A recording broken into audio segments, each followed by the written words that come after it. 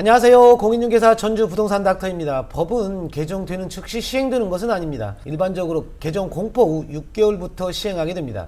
2021년 3.19 부동산 대책에 따른 후속 조치로 지난해 8월 17일부터 개정 농지법이 시행 중에 있습니다. 개정 농지법 중 하위 법령 마련이나 제도 보완이 필요한 일부 법령은 오는 5월 18일과 8월 18일 순차적으로 시행을 앞두고 있습니다. 각 지자체별로 농지대장 전환에 따른 안내문을 발송하고 있기 때문에 안내문을 이미 받아본 농지 소유자분도 있을 텐데요. 이는 지난해 8월 17일 개정 농지법 시행 이후 농지법의 하위 법령인 농지법 시행령 개정안이 지난해 10월 14일 공포되어 22년 4월 15일부터 시행을 앞두고 있기 때문입니다. 기존의 농가별로 관리하던 농지원부를 필지별로 관리하기 위한 농지원부 개편에 따른 것입니다. 지난 영상에서 개정 농지법의 주요 내용을 4가지로 요약해 보았는데요.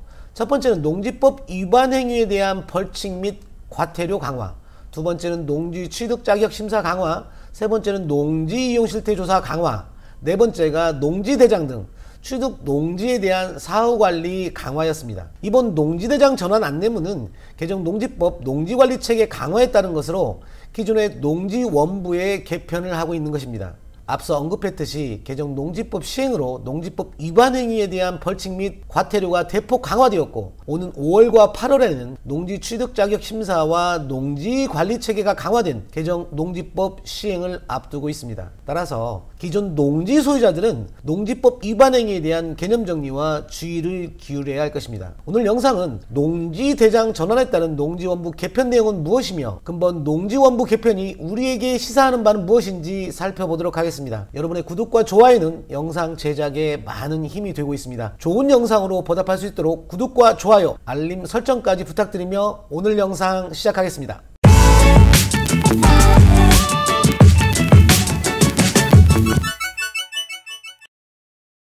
농지법의 농지대장 관련 개정 내용은 오는 8월 18일부터 시행됩니다. 농지법 시행령 개정으로 농지대장 관련 제도 시행을 앞두고 농지원부 개편을 준비하고 있는 것입니다. 현재 진행되고 있는 농지원부 개편 내용은 무엇이며 농지대장 제도는 또 무엇인지 먼저 관련 법조문을 통해 살펴보도록 하겠습니다. 현재는 농지원부가 정확한 명칭인데요. 어차피 8월 18일 이후에는 농지대장으로 명칭이 전환될 것이기 때문에 본 영상에서는 농지원부나 농지대장 구분 없이 그냥 혼용해서 같은 의미로 사용하겠습니다. 농지원부 관련 농지법 시행령 개정안은 21년 10월 14일 공포되었고 22년 오는 4월 15일부터 시행됩니다. 농지원부의 작성은 농지법 시행령 제70조에서 규정하고 있습니다. 현행 농지원부는 다음 각호 어느 하나에 해당하는 농업인, 농업법인 또는 준농업법인별로 작성한다 라고 규정하고 있으면서 1000제곱미터 이상의 농지의 농작물을 경작하거나 또는 330제곱미터 이상의 농지에서 농업용 시설을 설치하여 농작물을 경작하는 자를 대상으로 농지원부를 작성하였습니다. 여기서 농업용 시설이라는 것은 고정식 온실이나 버섯재배사, 비닐하우스 등을 말하는 것입니다. 각호 내용이 농지법 시행령 제3조에서 규정하고 있는 농업인의 자격과도 동일합니다. 농지법 시행령 제3조에서 규정하고 있는 농업인의 자격을 잠시 복습해보면, 첫 번째는 1000제곱미터 이상의 농지에서 농작물 또는 다년생 식물을 경작, 재배하거나 1년 중 90일 이상 농업에 종사하는 자. 여기서 1년 중 90일 이상 농업에 종사하는 자는 농업법인에 고용된 사람이라고 말씀드렸습니다. 두 번째는 농지에 330제곱미터 이상의 고정식 온실, 버섯재배사, 비닐하우스 등 그 밖에 농림축산식품부령으로 정하는 농업생산시설에 필요한 시설을 설치하여 농작물 또는 다년생 식물을 경작, 재배하는 자. 다음 가축에 관련 내용인데요. 이건 참고하시고, 농업경영을 통한 농산물의 연간 판매액이 120만원 이상인 자. 농지법에서는 농업인 자격을 이렇게 규정하고 있는데요. 이 중에 하나만 해당돼도 농업인이라는 얘기입니다. 잘 살펴보면 농지법의 농업인 자격이 그렇게 까다로운 것도 아닙니다. 다만 우리가 여기서 구분해야 될 것은 양도세 감면을 받기 위한 소득세법의 제촌 작용과는 그 의미가 다르기 때문에 이를 구분해서 생각해야 된다고 몇 번을 말씀드렸습니다. 농지법의 농업인 자격과 소득세법의 제촌 작용을 구분하라는 이유는 농지는 헌법상 경자유전 원칙에 따라 상속농지 등 일부 예외적인 경우를 제외하고는 원칙적으로 농업인이 아니면 농지 소유를 금하고 있기 때문입니다. 그런데 농업인 자격이 까다롭냐? 사실 잘 살펴보면 그렇지도 않습니다.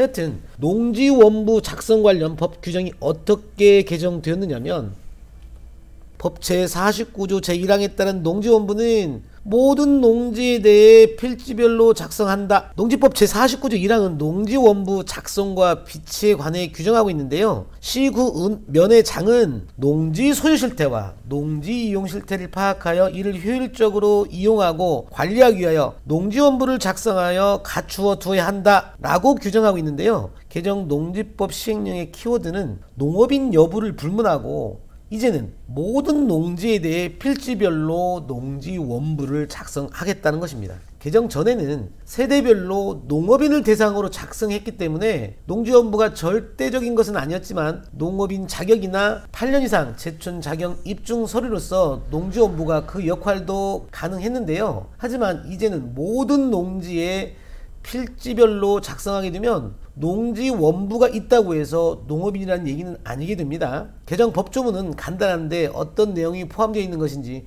좀 더 세부 내용을 들여다보도록 하겠습니다. 농지원부 제도는 앞서 살펴본 것처럼 세대별로 1000제곱미터 이상 농지에서 경작 재배 시 작성하도록 하고 있어서 사실상 1000제곱미터 미만의 작은 농지에 대한 정보가 없고 농지 소재지가 아닌 농지 소유자 주소지에서 관할하다 보니 농지 정보 확인이 어려워 비효율적이고 책임 소재 또한 불분명하다는 점 등을 제도 개선을 통해 보완하겠다는 것인데요. 하나씩 살펴보도록 하겠습니다. 첫 번째, 농업인 세대별로 작성되던 농지원부가 향후 농업인 여부를 불문하고 필지별, 즉 지번별로 작성하게 됩니다. 잠시 후에 농지원부 법정 서식을 살펴볼 텐데요. 양식도 좀 더 세부 내용을 기재하도록 변경되었습니다. 두 번째는 작성 기준 농지의 면적 제한을 폐지하고 전체 모든 농지를 대상으로 작성하기 때문에 결국 모든 농지의 이용 실태 현황을 관리하게 됩니다. 세 번째, 현행 농지원부는 농지 소재지가 아닌 농지 소유자 주소지에서 관할했기 때문에 관리체계상 여러 허점들이 있었던 것이 사실입니다. 4월 15일부터는 농지 소재지 관할 행정기관에서 농지원부를 작성 관리하게 됩니다. 지금까지는 4월 15일에 시행되는 내용을 살펴보았고요. 오는 8월 18일부터는 필지별 농지관리라는 농지 공적장부의 성격을 반영해서 농지원부의 명칭을 농지대장으로 변경하게 됩니다. 따라서 농지 소유자가 아닌 필지별로 농지를 관리하기 때문에 향후 농지의 이용 실태 조사나 관리 체계가 좀 더 강화될 것으로 보입니다. 또한 그동안에는 행정청이 직권으로 농지 이용 실태를 조사하고 농지원부를 작성했는데요. 8월 18일부터는 농지 임대차 계약이 체결, 변경, 해제되거나 농축산물 생산시설을 설치하는 경우 등 그 변경 사유가 발생한 날로부터 60일 이내에 변경 내용을 농지 소재지 관할 행정청에 신고해야 됩니다. 여기서 농축산물 생산시설이란 축사나 곤충 사육사, 고정식 온실, 버섯재배사, 농막 등을 말합니다. 사실 여기서 키워드는 농지법상 농지의 임대차가 가능한 농지입니다. 지금까지 농지의 개인 간 임대차가 농지법 위반 여부를 불문하고 관행적으로 묵인되어 왔는데요. 이제는 결코 녹록지가 않게 된다는 것입니다. 따라서 농지법 제23조에서 규정하고 있는 농지 임대차가 가능한 농지를 정확하게 인식하고 있어야 합니다. 농지 대장의 신고가 의무화되었고 이를 거짓으로 신청한 자는 500만원 이하의 과태료를 부과받게 됩니다. 올해 1월 7일 변경된 농지원부 서식입니다. 이전 서식에 비해 기재 내용도 세분화되었는데요. 농지원부는 고유번호가 부과되고 앞서 언급했지만 임대차 현황 표시란을 보면 96년 1월 1일 농지법 시행 이후에 취득한 농지는 농지법 제23조에서 허용하는 경우에 한해 임대차가 가능하다고 아예 기재를 해 두었습니다. 다음 장에는 농지 취득 자격 증명, 이용 실태 조사, 농지 전용 현황 등 농지의 세부 내용을 기재하도록 추가되었습니다. 사실 아들 녀석이 유튜브는 영상이 길어지면 시청률이 떨어진다고 하네요. 그런데 관련 영상을 조각조각 업로드 하다 보면 시청자분들이 관련 내용을 전반적으로 이해하는데 분명 어려움이 있는 것 같습니다. 따라서 영상이 다소 좀 길어지더라도 농지대장 관련 내용을 좀 더 살펴보도록 하겠습니다. 부디 끝까지 시청하시어 슬기로운 부동산 투자 생활에 도움이 되었으면 하는 바람입니다. 농지대장 관련 법 조문을 살펴보도록 할 텐데요. 농지대장 관련 법 조문은 농지법 제49조에서 규정하고 있습니다. 이 조문은 지난해 8월 17일 신설되었고 시행은 8월 18일부터 시행되는 내용입니다.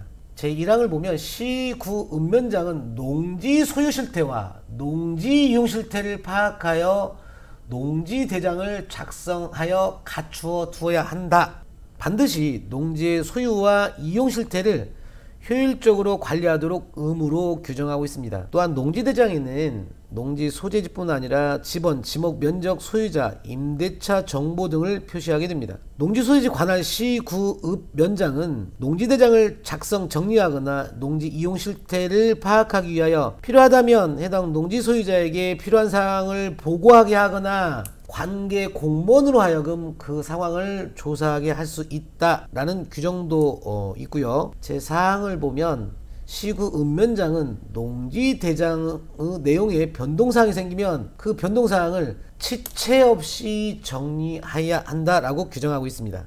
이상 조문은 농지소재지 관할 장의 의무를 규정하고 있는 것이고요. 농지법 제49조 2에서는 농지 이용 정보 등 변경 신청 관련 내용을 규정하고 있는데요. 농지 소유자 또는 임차인은 다음 각호 사유가 발생하는 경우 그 변경 사유가 발생한 날로부터 시구읍면의 장에게 농지대장 변경을 신청해야 한다 라고 농지 소유자의 의무를 규정하고 있습니다. 신고 내용은 농지 임대차 계약과 사용대차 계약 체결, 변경 또는 해제되는 경우, 또는 토지의 개량시설과 농축산물 생산시설, 즉 축사나 곤충사육사, 고정식, 온실, 버섯재배사, 농막 등을 설치하는 경우에도 의무적으로 신고해야 합니다. 또한 농지대장을 거짓으로 신청한 자는 500만원 이하의 과태료 부과 규정도 신설되었습니다. 농지원부 주요 제도 개선 추진 방안을 정리해보면 농업인의 기준은 변동이 없습니다. 현행 농지원부는 1000제곱미터 또는 농업시설 330제곱미터 이상의 농지에서 농작물이나 다년생 식물을 경작 재배 시 작성되었기 때문에 농업인 인정 기준과도 동일하여 농업인 여부 확인이 가능했습니다. 하지만 개편 후에는 농지대장은 필지별로 작성되므로 농지대장 유무로 농업인 여부를 확인할 수 있는 것은 아니고 농업인 혜택을 받기 위해서는 별도의 농업인 자격 확인이 필요하게 됩니다. 농지대장 관할 행정청이 농업인 주소지에서 농지 소재지로 변경되나 농지대장 작성과 신청은 전국 어디서나 가능해지며 최초 농지대장 신청 시에는 농지 소재지에서 경작, 이용, 현황 확인 등이 필요하기 때문에 최대 10일 정도 소요될 예정입니다. 또한 농지대장의 관리 방식이 행정청의 직권주의에서 농지 소유자 또는 임차인의 신고주의로 변경되기 때문에 농지 임대차 계약 발생 변경 시 농지 소유자에게 변경 신청 의무가 발생되며 이를 어길 시에는 과태료가 부과됨에 유의해야 할 것입니다. 어쨌든 개정 농지법 시행으로 농지의 처분명령이나 이행강제금 부과 규정이 강화되었고 일부 법령의 점진적 시행으로 농지 취득 자격이나 농지 소유 이용 실태 조사가 강화될 것은 분명합니다. 그런데 농지법에서 규정하고 있는 농업인의 자격이 그렇게 까다로운 것도 아닙니다. 따라서 농지법 시행령 제3조의 농업인의 자격, 농지법 제6조의 농지소유 제한, 7조의 농지소유 상한 규정을 잘 살펴보시고 농지법 제23조에서 규정하고 있는 농지임대차 관련 규정을 잘 숙지하시어 농지법 위반 행위가 되지 않도록 각별한 주의가 필요한 시기라고 할 것입니다. 양해 말씀드립니다. 부동산 중개 현업에 종사하고 있는 개업 공인중개사이다 보니 사실 중개 업무 외에 전화 상담은 불가합니다. 이 점 꼭 양해 부탁드리며 질문은 댓글로 남겨주시면 성심껏 답변해 드리도록 하겠습니다. 여러분의 슬기로운 부동산 투자 생활을 응원하겠습니다. 끝까지 시청해 주셔서 감사합니다.